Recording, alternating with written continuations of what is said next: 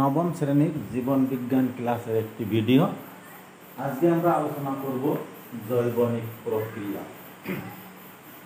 এই জৈবনিক প্রক্রিয়ার সর্বপ্রথম যে পাঠটা আছে সালোক সংশ্লেষ, এই সালোক সংশ্লেষ সম্পর্কে আমাদের আজকের আলোচনা।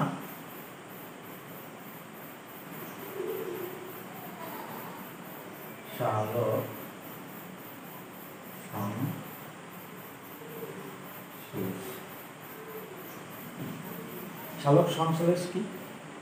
সবুজ উদ্ভিদ তার ক্লোরোফিলযুক্ত কোষে, অর্থাৎ সবুজ উদ্ভিদ তার পাতায় সবুজ অংশে ক্লোরোফিলযুক্ত কোষে পরিবেশ থেকে কার্বন ডাই অক্সাইড এবং মাটি থেকে জল ও সূর্যের আলোর উপস্থিতিতে ক্লোরোফিলযুক্ত কোষে শর্করা জাতীয় যে খাদ্য তৈরি করে, সেই খাদ্য তৈরির পদ্ধতিকে বলা হয় সালোক সংশ্লেষ। সালোক সংশ্লেষ প্রক্রিয়ায় সবুজ উদ্ভিদ ক্লোরোফিলযুক্ত কোষে গ্লুকোজ, শর্করা জাতীয় খাদ্য তথা গ্লুকোজ উৎপন্ন করে উপজাত পদার্থ রূপে অক্সিজেন ও জল নির্গত হয়। সালোক সংশ্লেষের প্রথমেই আমরা দেখব কি সালোক সংশ্লেষের সংজ্ঞা।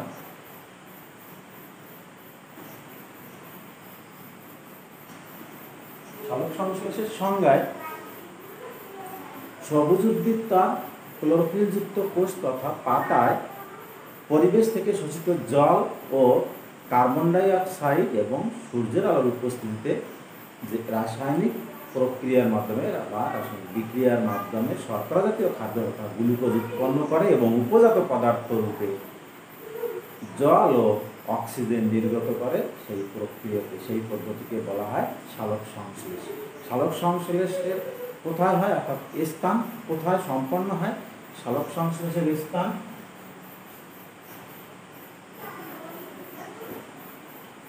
সালোক সংশ্লেষের প্রধান স্থান সবুজ উদ্ভিদের পাতা, ক্লোরোফিলযুক্ত কোষ তথা পাতায় সালোক সংশ্লেষ প্রক্রিয়া সম্পন্ন হয়।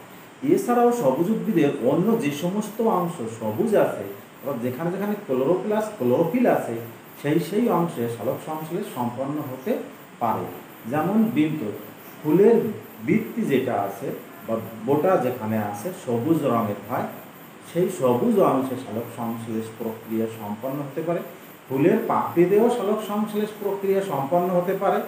যেমন শালুক ফুল, শাপলা ফুলের পাপড়িগুলো, ভিতরের পাপড়িগুলো সাদা, বাইরের পাপড়িটা সাধারণত সবুজ বর্ণের হয়। এই ফুলের সবুজ পাপড়িতে সালোক সংশ্লেষ প্রক্রিয়া সম্পন্ন হতে পারে। কাণ্ড, যে সমস্ত উদ্ভিদের কাণ্ড সবুজ, যেমন লাউ, কুমড়া, ফণিমনসা, এই যে সমস্ত উদ্ভিদের কাণ্ড সবুজ বর্ণের হয়, অর্থাৎ ক্লোরোপ্লাস থাকে কাণ্ডে, সেই সমস্ত উদ্ভিদের কাণ্ডে সালোক সংশ্লেষ প্রক্রিয়া সম্পন্ন হয়ে থাকে। কিছু কিছু মূল, যেমন গুলঞ্চ উদ্ভিদের মূল সবুজ হয়ে থাকে। এই গুলঞ্চ উদ্ভিদের মূলে সালোক সংশ্লেষ প্রক্রিয়া সম্পন্ন হয়। সবুজ শৈবাল স্পাইরোগাইরার দেহেও সালোক সংশ্লেষ প্রক্রিয়া সম্পন্ন হয়। কারা নামক যে শৈবাল আছে, সেই শৈবালের দেহে ক্লোরোফিল থাকায় কারাও শৈবালেও সালোক সংশ্লেষ প্রক্রিয়া সম্পন্ন হয়। মশ, ফার্ন, এদের দেহে সালোক সংশ্লেষ প্রক্রিয়া সম্পন্ন হয়। তাহলে সবুজ উদ্ভিদ যাদের যেখানে যেখানে সবুজ অংশ আছে, অর্থাৎ ক্লোরোফিল আছে, সেই সমস্ত জায়গায় সালোক সংশ্লেষ প্রক্রিয়া সম্পন্ন হয়। এছাড়াও ব্যতিক্রম হিসেবে কিছু কিছু প্রাণী দেহ সালোক সংশ্লেষ প্রক্রিয়া সম্পন্ন হয়ে থাকে। যেমন ইউগ্লিনা, ক্রাইসামিবা, এই সমস্ত প্রাণীদের দেহে সাধারণত ক্লোরোফিল তৈরি হয়। এই প্রাণীর দেহ সালোক সংশ্লেষ প্রক্রিয়া সম্পন্ন হয়। ব্যাকটেরিয়া, যেমন রোডোস্পাইরেলাম, রোডোসিউডোমোনাস, এই সমস্ত ব্যাকটেরিয়া দেহে সালোক সংশ্লেষ প্রক্রিয়া সম্পন্ন হয়। তাহলে আমরা দেখলাম উদ্ভিদ ছাড়াও প্রাণী দেহ সালোক সংশ্লেষ প্রক্রিয়া সম্পন্ন হতে পারে, যদি কিনা সেই সমস্ত প্রাণীর দেহে ক্লোরোপ্লাস্ট উপস্থিত থাকে।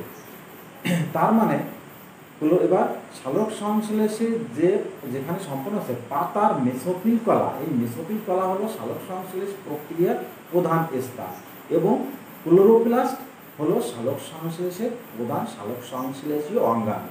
তাই প্রাণী দেহেও যদি এই অঙ্গাণু উপস্থিত থাকে, তাহলে সে প্রাণী দেহ সম্পন্ন হতে পারে। তাহলে ক্লোরোপ্লাস্ট হলো সালোক সংশ্লেষের প্রধান সালোক সংশ্লেষীয় অঙ্গাণু। এবার সালোক সংশ্লেষ প্রক্রিয়া হয় এখানে সালোক সংশ্লেষের জন্য সম্পন্ন হওয়ার জন্য কিছু উপাদানের প্রয়োজন। এই উপাদান সালোক সংশ্লেষের উপাদান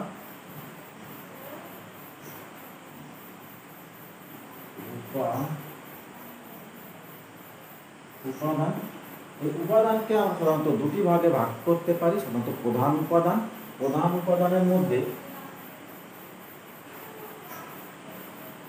প্রধান উপাদান, এই প্রধান উপাদানের মধ্যে আমরা দেখতে পাবো জল, H2O, CO2, আলো, সূর্যের আলো আর ক্লোরোপ্লাস্ট।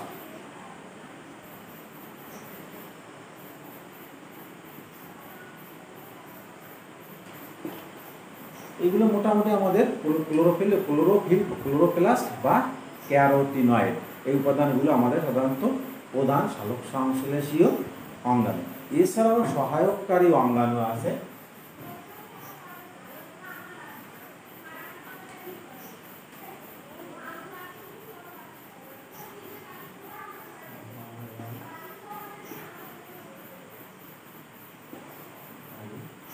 সহায়ককারী উপাদান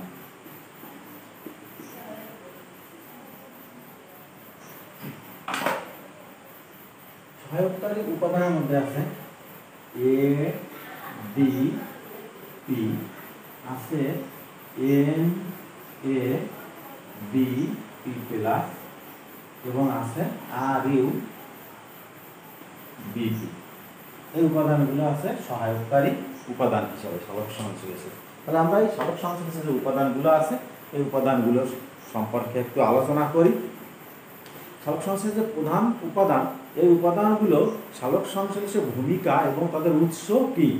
সালোক সংশ্লেষের প্রধান উপাদান হিসেবে আমরা দেখতে পাচ্ছি জল, H2O।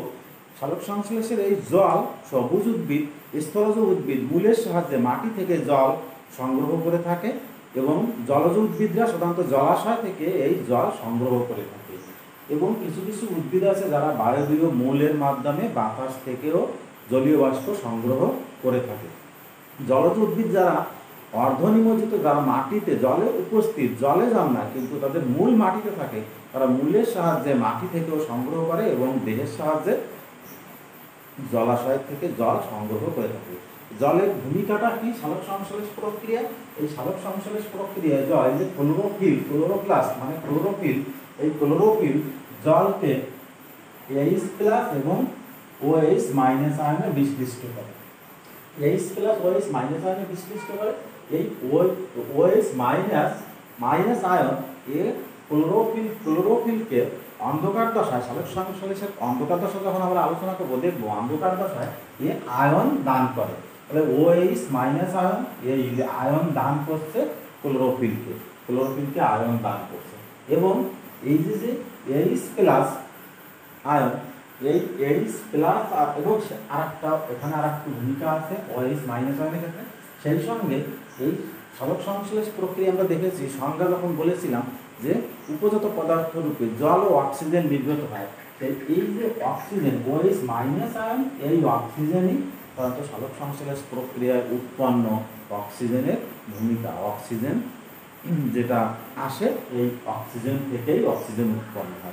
এটা সাধারণত জলের ভূমিকা আমরা দেখতে পাচ্ছি। সালোক সংশ্লেষ প্রক্রিয়ায় জলের ভূমিকা। এরপরে আছে কার্বন ডাই অক্সাইড।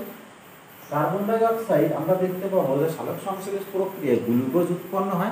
এই যে গ্লুকোজ, এই গ্লুকোজের মধ্যে C6H12O6, এই সালোক সংশ্লেষের যে গ্লুকোজের মধ্যে যে কার্বন এবং অক্সিজেন, এই কার্বন ডাই অক্সাইড থেকেই গ্লুকোজের এই অক্সিজেনটা আসে। কার্বন ডাই অক্সাইডের অক্সিজেনই এবং কার্বন গ্লুকোজ তৈরিতে, শর্করা তৈরিতে মুখ্য ভূমিকা পালন করে থাকে। এরপরে আছে কি আলো, সূর্যের আলো তো ক্লোরোফিল পাতার উপরে পড়ে এবং পাতার ক্লোরোফিল সূর্যের আলো গ্রহণ করে, সূর্যের উচ্চ শক্তি সম্পন্ন ফোটন কণা গ্রহণ করে। ফোটন কণা গ্রহণ করে ক্লোরোফিল উত্তেজিত ও তেজময় হয়।